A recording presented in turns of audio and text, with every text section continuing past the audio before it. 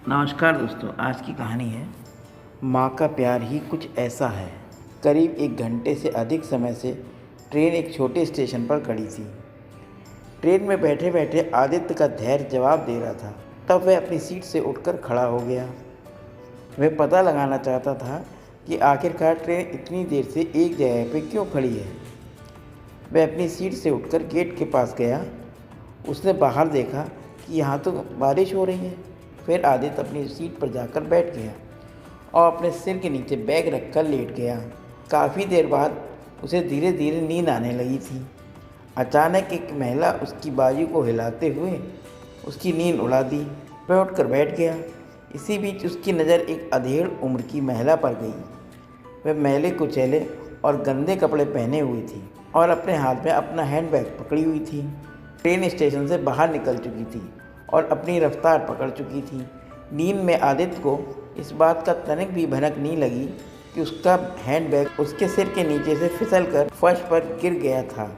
आदित्य ने फटाक से अपने बैग उस महिला के हाथ से ले लिया और चेक करने लगा कि कहीं उसका पर्स व अन्य सामान गायब तो नहीं है। जो ही उसने अपना बैग खोला तो अंदर अपनी माँ का शॉल देखकर आश्चर्यचकित रह गया। बैग में सारे सामान व्यवस्थित तरीके से रखे हुए थे। आदित्य ने बैग से शॉल निकाला और सोचने लगा। वह सोचने लगा कि पिछली रात जब वह बिस्तर पर जाने से पहले अपना बैग पैक कर रहा था तो उसकी माँ कैसे अपना शॉल लाई थी और उसे बैग में रखने के लिए कह रही थी। कैसे उसने कहा था अगर बारिश हुई तो बहुत ठंड लगेगी। उसे अच्छी तरह मालूम है कि कैसे वो माँ पर नाराज़ हुआ था और गुस्से में शॉल को बैग से निकाल कर रख दिया था, मगर यह शाल अभी भी उसके साथ था। वह मन ही मन सोचने लगा, शायद माँ ने मेरे सो जाने के बाद उसे वापस रख दिया होगा। कुछ वक्त बाद वह आदित्य पानी लेने उठा तो उसने देखा कि उसका शरीर तो बुखार से गर्म हो गया था।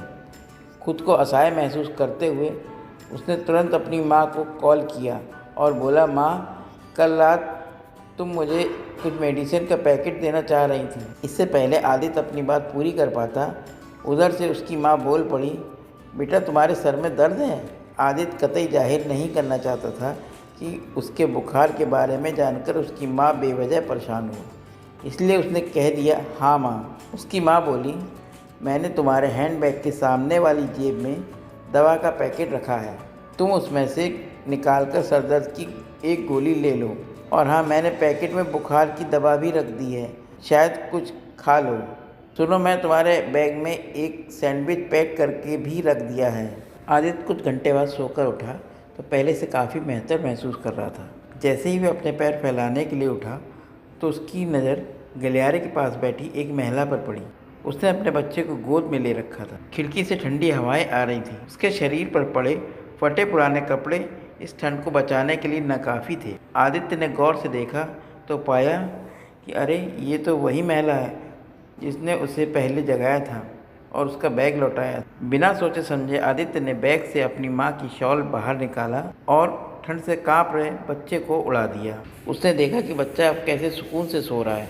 आदित्य ने सोचा, वह एक नहीं बल्कि 2 माताओं के प्यार और स्नेह की चादर से लिपटा हुआ है। माँ के प्यार की तपिश ही कुछ ऐसी है। दोस्तों, ये कहानी कैसी लगी कमेंट करिएगा। मिलते हैं फिर एक और अच्छी कहानी में। तब तक के लिए नमस्कार दोस्तों।